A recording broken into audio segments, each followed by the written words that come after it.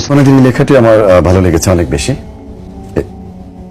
আমায় ছিঁড়ে খাও হে শকুন,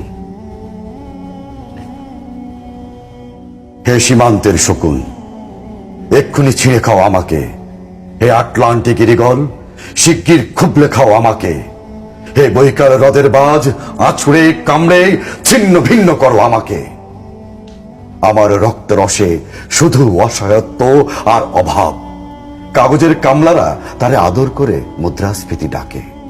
ঋণের চাপে নীল হয়ে যাচ্ছে আমার অনুচক্রিকা। সংসার চালাতে অন্তরে হয় ইন্টারনাল ব্লিডিং। সংসার চালাতে অন্তরে হয় ইন্টারনাল ব্লিডিং। কি আশ্চর্য, তবু আমি মরছি না।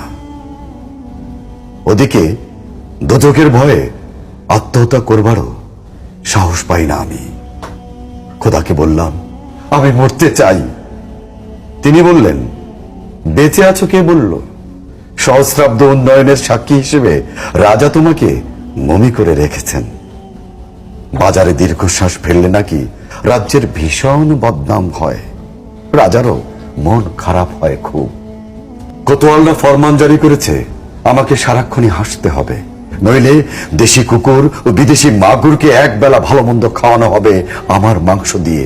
নিত্যদিন ব্রয়লারের ভুঁড়ি নাকি ওদের ভাল লাগে না। অথবা আমাকে ভাগ দিয়ে বেচা হবে।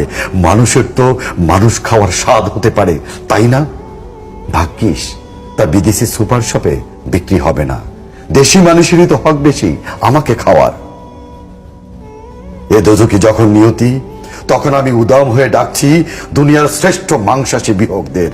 হে ঈগল, চিল ও ভয়ঙ্কর বাজেরা, হে সাম্রাজ্যবাদী সাহসী শকুনিরা, তোমরা F-35 এর মতো, MiG-29 এর মতো দল বেঁধে হামলে পড়ো আমার বুকে।